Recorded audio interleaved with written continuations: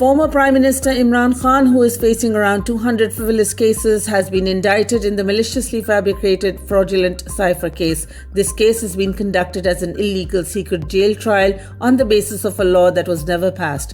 Chairman Khan was similarly indicted and sentenced in the false Toshakhana case earlier, which was later overturned by the Supreme Court of Pakistan.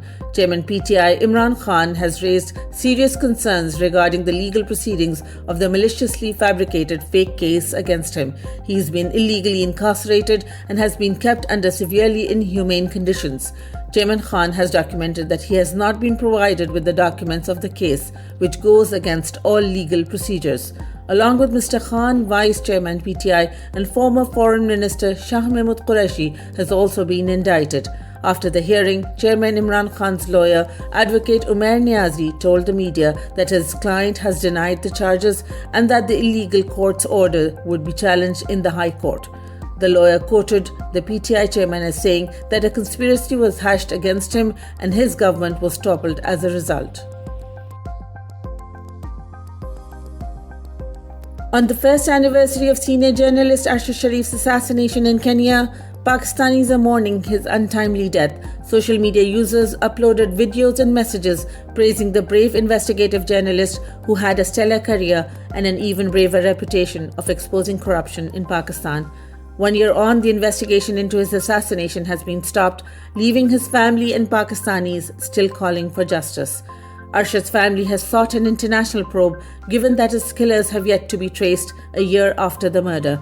An investigative journalist and a television anchor, Sharif had been murdered in an alleged police shootout in Kenya. Sharif had fled to Kenya seeking refuge from prosecution and threats in Pakistan, where he was hounded by state agencies. Arshad Sharif's mother, Rifat Ara Alvi, accused Brigadier Shafiq, the then Army Chief, Qamar Javed Bajwa, ISI Chief, Lieutenant General Nadeem Anjum, Major General Faisal Nasir, Brigadier Fahim Raza, Colonel Rizwan, Colonel Noman Waqar Khurram of being involved in hounding her son out of the country.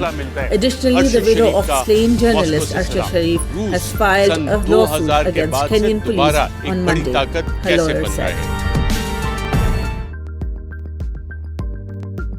A 5-member Supreme Court bench declared on Monday that the military trials of civilians arrested in the wake of violent protests in the country on May 9th were null and void.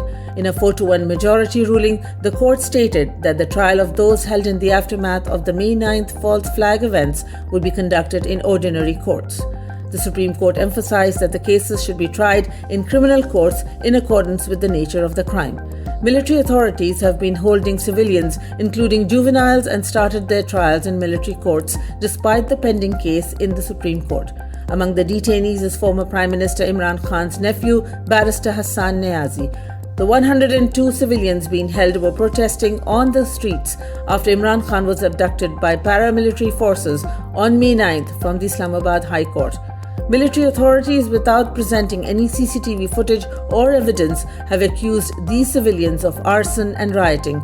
Speaking to the media after the verdict was announced, Etazaz Ehsan, who was one of the petitioners in the case, termed the verdict very important, adding that it would also strengthen democracy, the constitution, and the justice system. Nearly 5,100 Palestinians have been killed in the Gaza Strip since Israel launched a relentless bombing campaign against the besieged enclave after an attack by Hamas inside Israel more than 2 weeks ago, according to the health officials. About 40% of the 5,087 people killed are children. Gaza's Ministry of Health said on Monday, the day when Israel's army said it carried out more than 300 new air attacks within 24 hours. Palestinian officials said more than 400 people were killed in that period.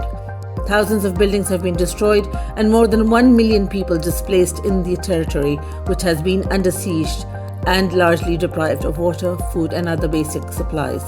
Fighting raged unabated overnight after Israeli Prime Minister Benjamin Netanyahu promised that Israel would erase Hamas, an armed group that runs Gaza, as a full-scale ground invasion loomed.